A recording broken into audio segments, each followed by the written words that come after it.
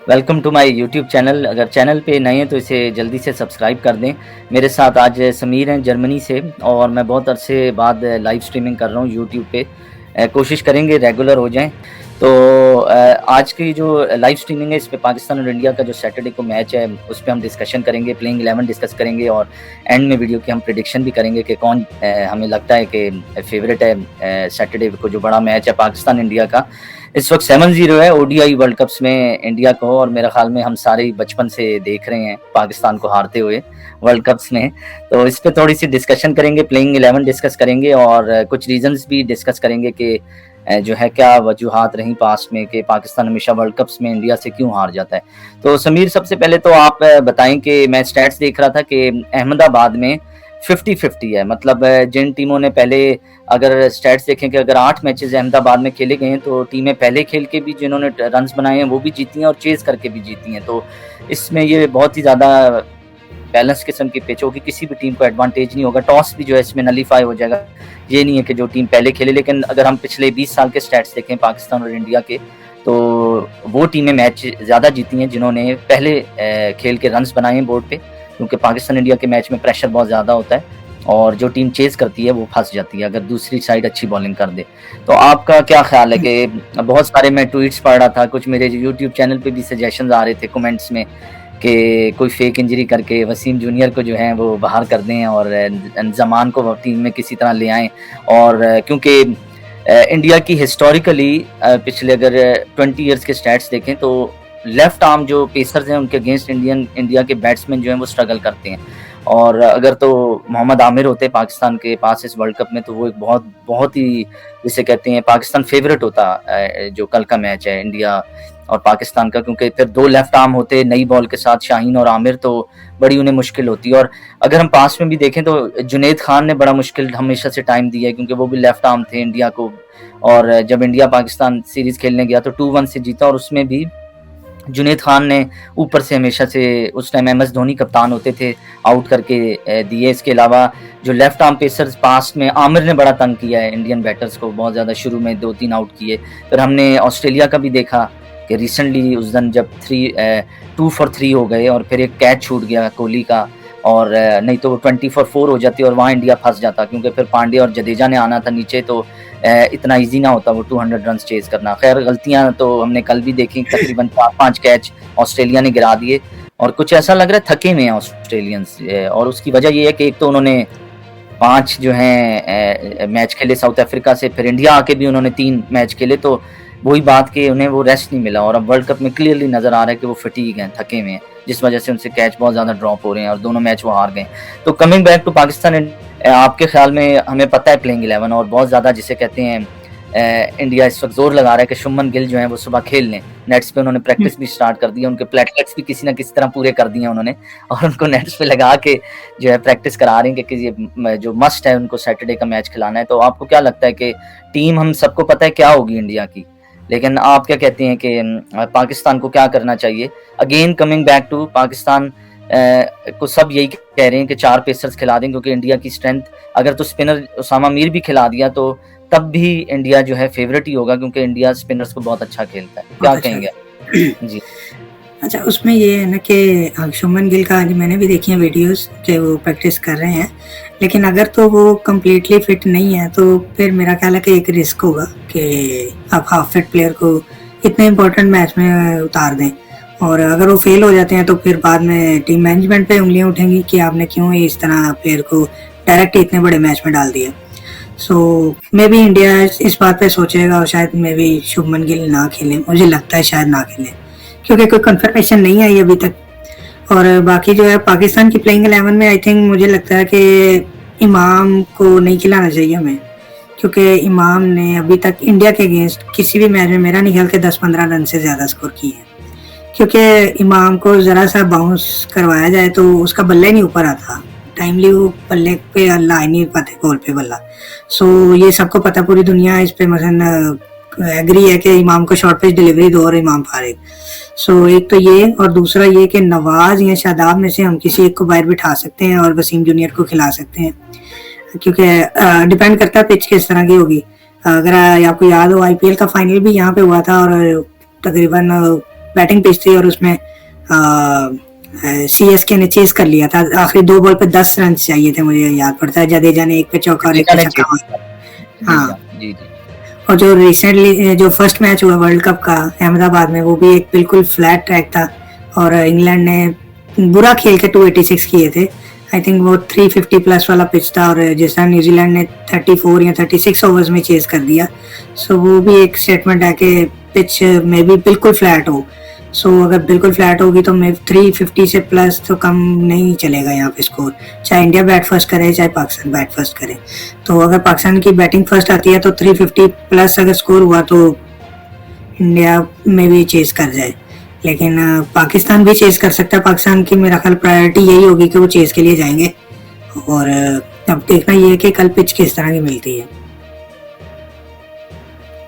जी, मैं आप इमाम की बात कर रहे थे कि अगर आपको याद हो कि 2019 के वर्ल्ड कप में भी वेस्ट इंडीज के against exactly same short ball पे वो आउट हुए थे और अब उनको जिसे कहते हैं ना सर पे बॉल मारना ही मारना है सारी टीमों ने ये rest of the world cup. तो इमाम की एक वीकनेस आ गई है कि और वो मतलब वो शॉट कोई बुरी नहीं खेलते, मतलब वो जब हिट लगाते हैं हुक करके आउट हो जाते हैं, लेकिन उस बॉल पे जो है उनको थोड़ा सा काम करना होगा, नहीं तो बड़ी उन्हें मुश्किल होगी इस वर्ल्ड कप में। कमिंग बैक कि आप जो कह रहे हैं कि अगर जो भी टीम 300-350 बना लेगी, मैं आपकी इस बात से डिसएग्री इसलिए कर रहा हूँ कि पास में जितने भी मैचेस हुए हैं इंडिया पाकिस्तान के, बड़े मैचेस हुए हैं, नॉकआउट मैचेस हुए हैं, उसमें जिस टीम ने पहले स्कोर कर लिया प्रेशर इतना ज्यादा होता है कि वो टीम, या तो आपने देखा चैंपियंस ट्रॉफी के फाइनल में भी 335 पाकिस्तान ने ऊपर लगाया, इंडिया की टीम 150 पे बाहर आ गई। इसी तरह पाकिस्तान भी एशिया कप में एक अच्छी पोजीशन में 64 पे पहले मैच में अच्छे रन्स लगाए और उसके बाद एक ऐसा इंडिया जो है ऐसा लग रहा था कि आउट हो जाएगा अराउंड 200, लेकिन फिर पांड्या और जो है ईशान किशन की पार्टनरशिप लगी और तो मेरे ख्याल में तो जो टीम पहले खेल के अच्छे रन्स बोर्ड पे लगाएगी, मेरा नहीं ख्याल कि इंडिया के पास चेज हो सकेगा, क्योंकि बॉलिंग का बहुत ज्यादा फर्क है। और कल आपने देखा कि ऐसा लग रहा था कि साउथ अफ्रीका भी 350-380 करेगा, लेकिन जितनी अच्छी बॉलिंग थी ऑस्ट्रेलिया की, कैच भी ड्रॉप 3-4 इजी, लेकिन फिर भी उन्होंने 311 से ज्यादा नहीं बनाने दिए। तो इंडिया की भी बैटिंग के साथ बॉलिंग भी बहुत अच्छी है, जिस वजह से मेरा नहीं ख्याल कि वो इतना स्कोर तो लगाने देंगे। जो मैंने कहा है, जो मेरी प्रेडिक्शन है कि 300 रन जो टीम पहले खेल के लगा लेगी उसको करती है वो मैच ले जाएगी, क्योंकि प्रेशर बहुत ज्यादा होगा इसमें। मेरे ख्याल में 1.5 लाख की कैपेसिटी है स्टेडियम में, तो वो सारे फैक्टर्स भी आएंगे कि शोर बहुत ज्यादा होगा और प्रेशर बहुत होगा, और अगर पाकिस्तान कुछ अच्छा करता है तो फिर स्टेडियम में पिन ड्रॉप साइलेंस होगा, तो वो सारे फैक्टर्स आते हैं। कमिंग बैक, आपके ख्याल में ये बताएं कि बहुत सारे लोग कह रहे हैं कि इमाम को बाहर, एक तो बाबर आजम का बहुत बड़ा मसला है कि वो आउट ऑफ बॉक्स नहीं सोचते। सब ये कह रहे हैं कि बाबर कभी भी ऐसा नहीं करेंगे कि अपने दोस्त जो है उनके बेस्ट फ्रेंड शादाब को वो बाहर बिठा दें और उसकी जगह उसामा मीर को खिला दें, तो आउट ऑफ बॉक्स वो कभी भी नहीं सोचते। मैचेस में भी हमने देखा है, तो ये तो हमें नहीं लग रहा है ऐसा होने वाला है, और अगर हुआ तो बहुत हैरानगी की बात होगी। दूसरा, बहुत सारे लोग कह रहे हैं कि इमाम को बाहर बिठा के फखर को लाएं, क्योंकि अब rest of the world cup Abdullah Shafique को बाहर बिठाना तो नामुमकिन है। उन्होंने 100 कर दिया है और एक वर्ल्ड रिकॉर्ड चेज कर दिया है, तो उनको तो बिठाना नामुमकिन हो गया बाहर।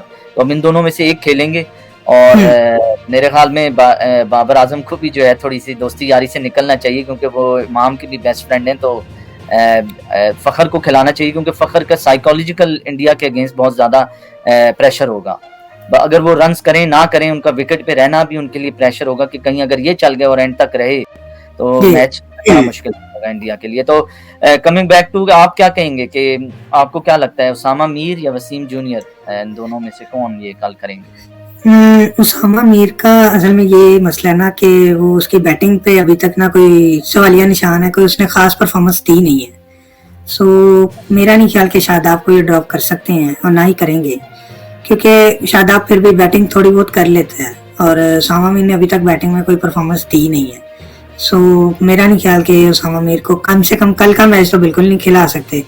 और हाँ, और जहां तक बात है वसीम जूनियर की, वसीम जूनियर एक सूरत में खेल सकता है, अगर इमाम ऊपर से ड्रॉप कर दिया जाए, बाबर ओपन करे और नीचे फिर वसीम जूनियर ऐड कर लिया जाए, सो ये एक कॉम्बिनेशन बन सकता है, या रिजवान से ओपन करवा दें। एग्री करता हूँ मैं, क्योंकि जो मजहर इरशाद ने भी ट्वीट्स यही किए हैं कि वो भी यही कह रहे हैं, क्योंकि इंडिया की जो वीकनेस है वो पेसर्स के अगेंस्ट है, और वो पेसर्स के अगेंस्ट जो है उनको मुश्किल होती है, जबकि स्पिनर्स को वो अच्छा खेलते हैं, तो 4 पेसर्स भी बुरी ऑप्शन नहीं होगी। कमिंग बैक टू इंडिया की प्लेइंग 11 को, तो आपको क्या लगता है वही सेम होगी? बुमराह, कुलदीप, सिराज इनके मेन पेस अटैक है और बॉलिंग अटैक है, और इसके अलावा आपको क्या? जी इंडिया की बॉलिंग में मुझे लगता है लास्ट टाइम शार्दुल ठाकुर खेले थे, शायद वो कल का मैच भी खेलें, क्योंकि मुझे लगता है शायद वो अश्विन को कल का मैच ना खिलाएं। अगर विकेट पे स्पिन ना हुआ तो उनको, क्योंकि उनका तो होम ग्राउंड है, उन्हें पता है कि हमें पिच किस तरह की मिलने वाली है, तो मोस्ट प्रोबेबली वो कुलदीप और जडेजा को ही खिलाएंगे और 3 फास्ट बॉलर्स खिलाएंगे। तो आपकी क्या प्रेडिक्शन है इंडिया पाकिस्तान सैटरडे? मुश्किल होती है इंडिया पाकिस्तान वाले मैच में देना, क्योंकि हमेशा से जब से मैंने क्रिकेट देखना स्टार्ट किया तो इंडिया हमेशा एज ए फेवरेट आया। सो मेरे से पहले जब मैं नहीं क्रिकेट देखता था, बचपन में सुनते थे कभी पाकिस्तान इस तरह आता होता था कि हमेशा पाकिस्तान फेवरेट आता था। सो ये डिपेंड करता है कि नो डाउट इंडिया की टीम बहुत स्ट्रांग है, फुल एक्सपीरियंस्ड है, और रिसेंटली उन्होंने हमें लास्ट मंथ बुरी तरह हराया भी है। लेकिन जब भी मैच होता है ना, तो एक और नया मैच होता है, उसमें पुराने मैच का कोई उसमें ताल्लुक नहीं होता। पाकिस्तान नो डाउट 228 रन से हार गया पिछले मंथ, वो खत्म हो गया मैच। तो ये जो कल का मैच होने वाला ना, ये एक अलग मैच होगा, इसमें वो पिछले मैच का कोई सीन नहीं होने वाला। सो मुझे लगता है कि फेवरेट तो इंडिया ही होगा, लेकिन अगर पाकिस्तान अगर इंडिया को पहले खिला के अंडर 250 ऑल आउट कर लेता है, या 250 260 तक भी रोस्टेड कर लेता है, तो पाकिस्तान के चांसेस बहुत ज्यादा हो जाए। और अदर साइड अगर पाकिस्तान पहले खेल के अगर 300 किसी तरह बना लेता है, क्योंकि हाँ। इंडिया की बॉलिंग बहुत अच्छी है, नो डाउट बहुत अच्छी है, इवन 280 290 भी बना लेता है, तो वो भी अगर पाकिस्तान फिर बॉलिंग अच्छी करता है और कैचेस पकड़ता है, सबसे मेन प्रॉब्लम है सबसे इम्पोर्टेंट फैक्टर होगी जो है पाकिस्तान का।